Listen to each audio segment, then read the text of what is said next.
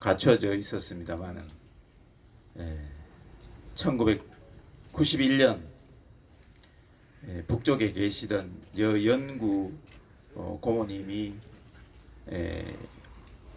아시아의 여성의 모임에서 그 북측 대표로 남쪽을 방문하셨습니다. 그때가 1991년도였죠. 판문점을 통해서 방문을 하셨는데 안기부에서 연락이 급하게 왔었습니다. 저희들 유족 측에. 당연히 서울을 방문하시게 되니까 선친이신 몽양 선생의 묘소를 참배를 드릴 수밖에 없다는 것을 누구나 예상을 할 수 있는 일이었고 참 이 묘소가 저희들 유족의 입장에서 너무 부끄럽고 죄송스러운 마음을 늘 추모식 때마다 갖고 있었습니다. 지금은 이제 새로 문도 옆쪽으로 놨습니다만은 이 올라오는 길이 상당히 가파르고 연세가 있으신 분들이 올라오시기에는 참 부담스러운 그런 길이었습니다. 제 기억에 1986, 7년도 정도였던가 제가 학창시절 대학을 다닐 때 그때는 이 추모식을 해도 다 연세가 높으신 어르신들만 참석하셨습니다. 그래서 이 길을 힘겹게 올라오신 분이 부축을 받아가면서 저분은 몇 년째 저렇게 올라오시는데 어떤 사연이 있으신 분이실까 이렇게 여쭤봤습니다. 그랬더니 장례식 때 그 운구를 했던 108인의 운구를 했던 분들 중에 자기가 한 사람이었다. 그러니까 아마 체육인이셨을 것 같습니다. 그런 기억이 지금도 새삼스럽습니다만 지금은 상당히 묘소가 제대로 갖춰져 있어서 그래도 유족의 입장에서 다행스럽게 생각합니다. 조금 말 길어졌습니다만 연보를 낭독하도록 하겠습니다. 몽양 선생께서는 1886년 경기 양평군 신원리 묘골에서 출생하셨습니다. 1907년 기독 광동학교를 설립하시고 국채보상운동을 하셨습니다. 1908년도에는 간해 노비 문서를 소각하셔서 노비를 해방을 하셨습니다. 주변의 양반네들의 아주 큰 비난을 받으시고 그러셨던 것 같습니다.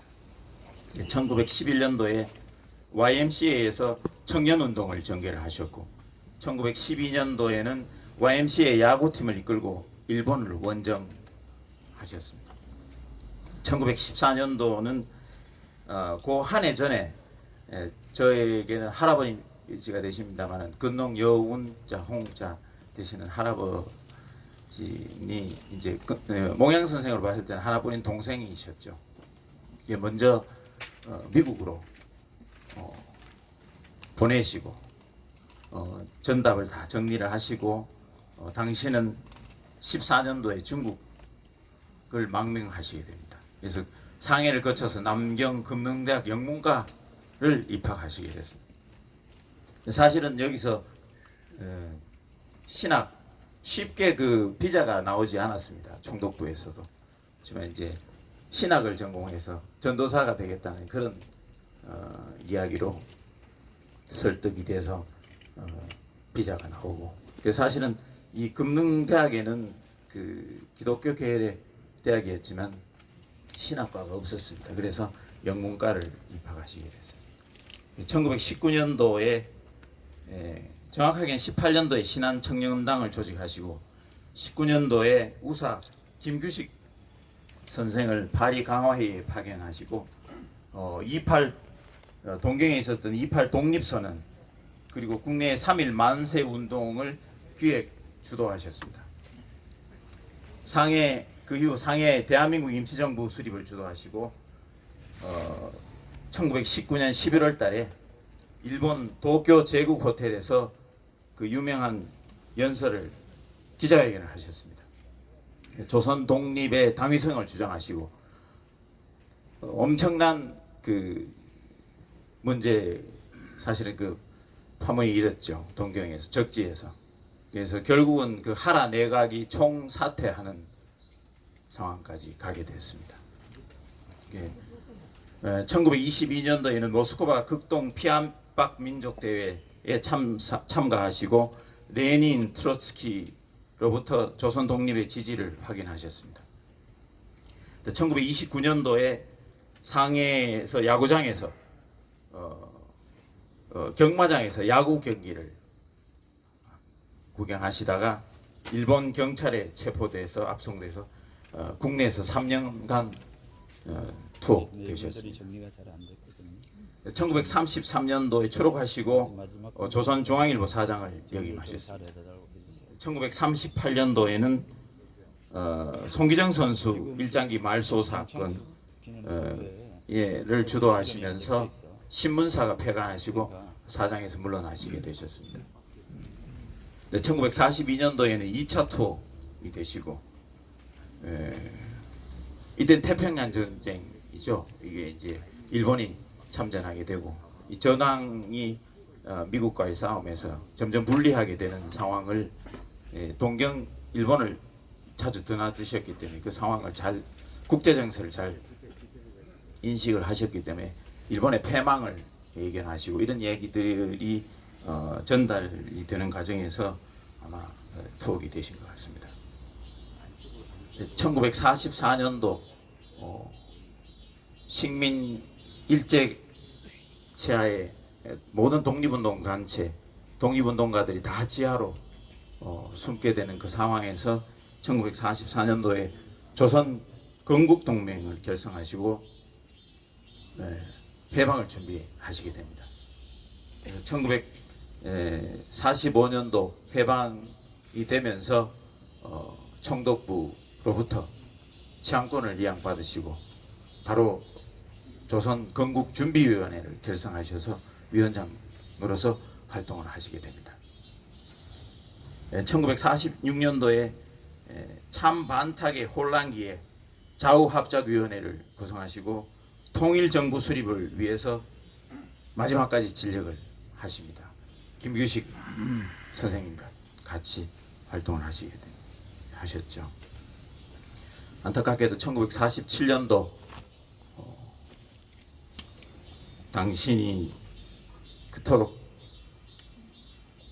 꿈꿔왔던 조국의 남북의 통일 그리고 통일정부 수립을 보시지 못하고 47년도 해화동 로타리에서 극우 세력에 의해서 친일 반민족 세력에 의해서 피격을 당하시고 서가하시게 됩니다.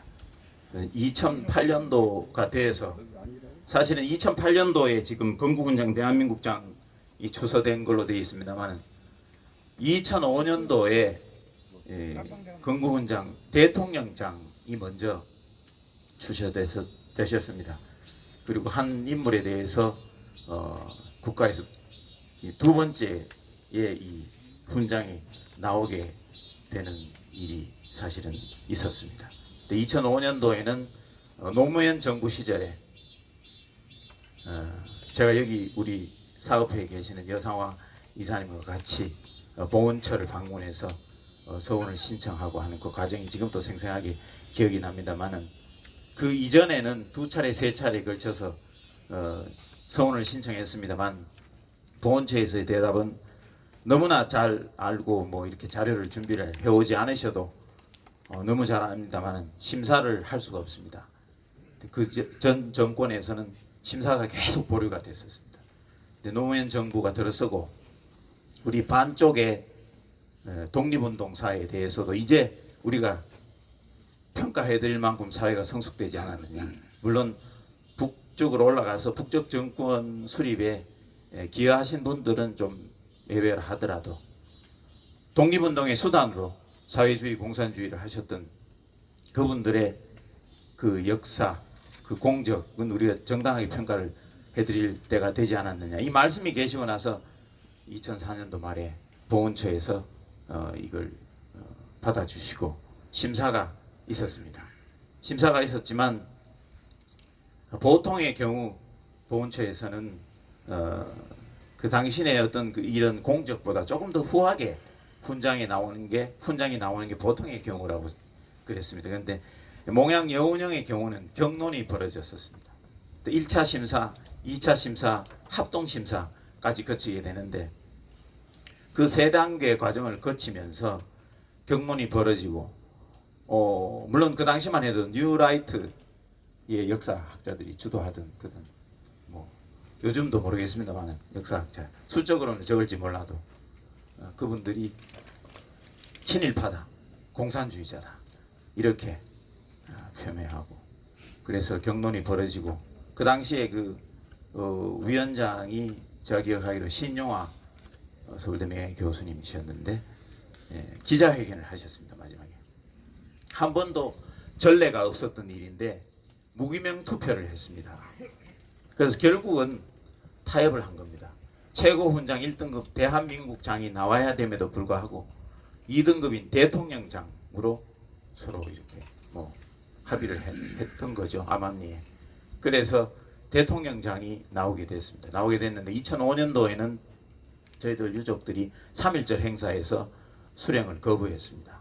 그래서 당신의 그 공적에 누를 끼치는 일이 될 것 같다 이래서 사업회에서도 회의를 거치고 유족들도 같이 의논해서 저희들이 훈장을 수령할 수 없다 이래서 지금도 사실은 그 보훈처에 그 대통령장이 그대로 보관이 되어 있는 걸로 알고 있습니다. 그 이후에 노무현 정부에서 노무현 대통령이 마지막까지 의지를 가지고 챙겨셨던 걸로 알고 있습니다. 제가 2008년도 정확하게 2007년도죠. 여름 무렵이었던 걸로 생각합니다. 보훈처에서 연락이 왔습니다. 좀 만나고 싶다. 보훈처장님 나오셨습니다. 이 대통령장을 좀 받아줄 수 없겠느냐. 선양 사업이나 기념 사업에 국가에서 적극적으로 지원을 하겠다. 좀 받아줄 수 없겠느냐. 지금 영감님이라면 아마 노무현 대통령을 말씀하시는 거겠죠. 자꾸 불러서 방법을 찾으라. 일사부재리의 원칙에 따라서 재심사는 할 수가 없습니다. 보훈처에서. 그러니까 그리고 정권 말기에 결국은 뭐 야권의 공격을 받을 수밖에 없는 그런 또 의제니까 결국은 이제 보훈처에서는 방법이 없다. 그래서 유족들이 이 대통령장을 좀 받고 좀 이걸 마무리를 했으면 좋겠다는 생각으로 아마 유족들을 불렀던 것 같습니다. 그래서 제가 그때 기억이 생생합니다. 보훈처장님이 이 대통령장도 대단한 건데 왜 안 받으려 그래? 이 정도면 뭐 해도 충분하지 않는다는 식으로 말씀을 하셨습니다. 그래서 제가 몽양여운역 전집을 들고 갔었습니다. 제가 들고 와서 보훈처장님한테 처장님도 공부를 조금 더 하셔야 될 것 같습니다. 저희들 유족은 또 사업회는 이 훈장을 받을 수 없습니다. 당신의 공적에 비해서 너무 저희들이 이걸 받게 되면 누를 끼치게 되는 일이 될 것 같다. 그래서 다시 방법을 찾아달라. 그렇게 부탁을 했습니다. 그렇지만 속으로는 방법이 없을 것이라고 생각했어요. 근데 연말에 2007년 말에 저는 직접 듣지는 못했습니다만 라디오에서 아마 잠깐 나왔다가 국무회의 사실 이 대통령장은 보훈처에서 이걸 심사를 합니다만 여기 나온 2008년도에 받으신 대한민국장 1등급장은 행정자치부에서 주관하는 걸로 되어 있습니다. 그래서 그건 국무회의에서 의결을 할 수 있는 상황이었습니다. 그래서 국무회의에서 의결을 해서 1등급 훈장이 나오게 됐습니다. 그래서 그게 아마 연말에 대통령 선거하고 맞물려서 크게 이슈가 안 되다 보니까 저도 잘 몰랐습니다. 근데 1월 달이 돼서 갑자기 연락이 와서 사업회로부터 행정자치부에서 직접 사무실로 기념사업회 사무실로 방문을 하겠으니 일절 매스컴에는 연락을 해서는 안 된다. 그 조건은 매스컴에 절대 연락을 하지 말아달라. 저희들이 직접 나가겠다. 왜냐하면 이게 뜨거운 감자가 돼 있었습니다. 3.1절 행사에 수혜할 수밖에 없었는데 3.1절 행사에는 이명박 대통령, 그러니까 아주 민감한 상황이 청와대로 직접 불러서 또 이걸 줄 수도 없고 이러니까 아마 고육지책으로 직접 행정자치부에서 나왔습니다. 그래서 제가 형님을 모시고 그때 서울 올라가서 그분들은 참 이 대한민국 장을 이사분들 몇 분 계신 그 앞에서 그냥 정말 던져주다시피 하시고 가셨습니다. 그런 이제 이 훈장에 좀 관련한 이야기를 비하를 말씀드렸는데 이야기가 너무 길어졌습니다. 죄송합니다. 자, 이상 보고 드리겠습니다. 감사합니다. 네, 감사합니다. 여인성 이사님.